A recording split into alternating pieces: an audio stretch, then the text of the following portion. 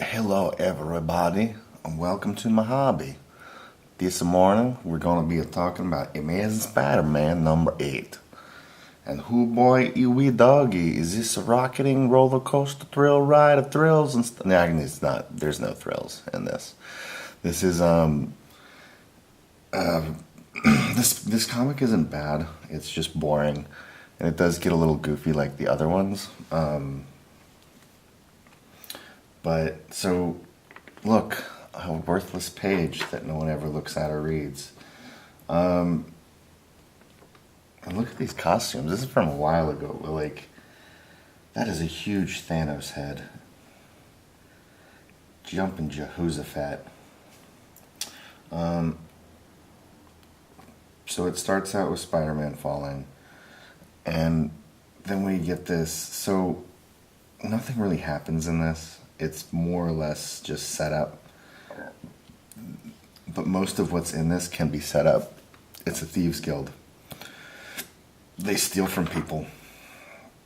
They take 3 pages, 4 pages. They take 4 pages to set up this thieves guild, a large group of thieves. And they have their very self-righteous leader who's like chastising this dude because like he's not paying them dues.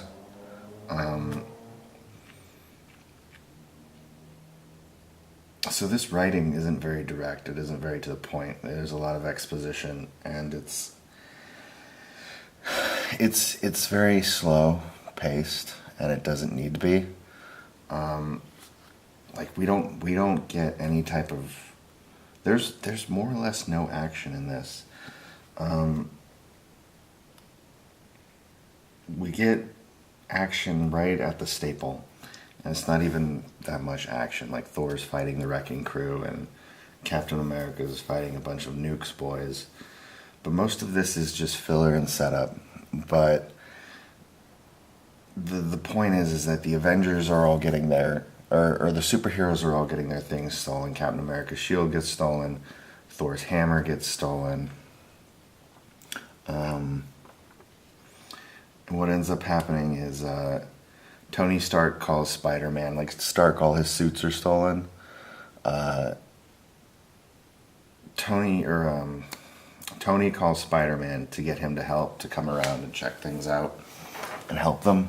And it's all exposition. It's all that needs to happen is maybe a couple pages of the guild. I mean, in the beginning he's introducing them, but it doesn't need to take 4 pages. And it takes 4 pages to introduce this Thieves Guild at the beginning, and it doesn't really establish them as anything interesting or threatening. Like, you can do it faster and better in different ways, like I don't know, it's very, very lame. I like this ad right here. I like looking at it and trying to figure out who if there are any other superheroes in this. Like, that looks like Wolverine.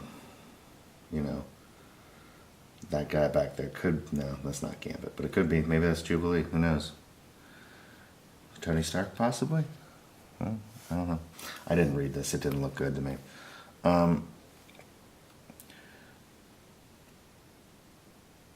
So there's this point in the comic. Nothing happens in this. I mean, there's no action.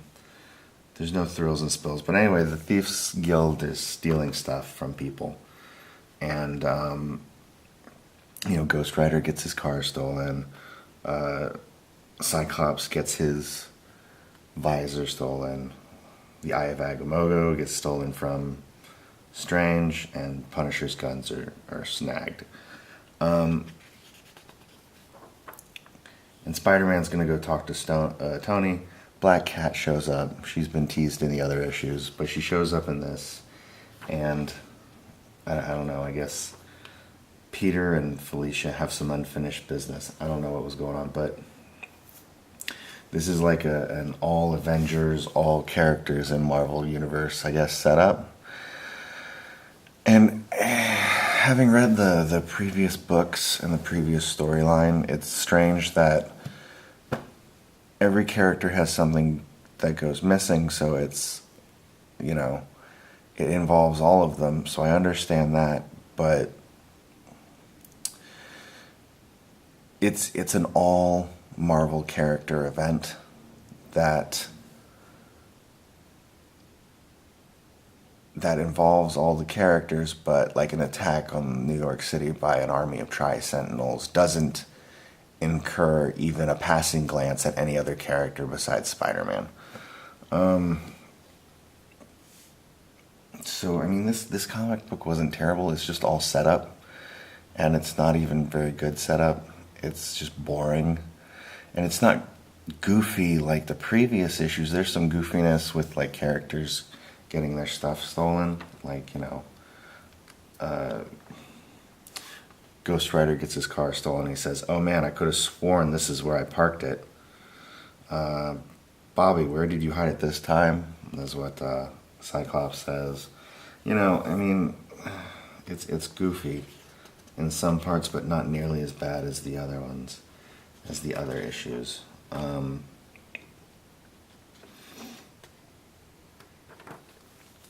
And the exposition is down. I mean, the internal monologue. There's fewer words per page in most of the book. You know, it's not oversaturated with just this narration that's been in the other ones. So, I mean, it's an improvement over the previous 7 issues, but I don't know.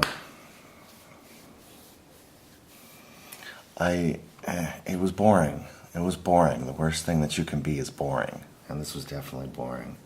Anyway, thanks for watching. Check out my other YouTube channels, Video Games TV, which you can also find under The Real Fuzzy Pickles. You can check me out on Twitter under the handle The Real Fuzzy Pickles. Also check out my film channel called Strange Cities TV. If anybody's wondering why I put TV at the end of things, it's because I like the channel Sorrow TV, and I'm just like, I put what it is and then TV at the end. So that's, yeah. Anyway, take care. Bye.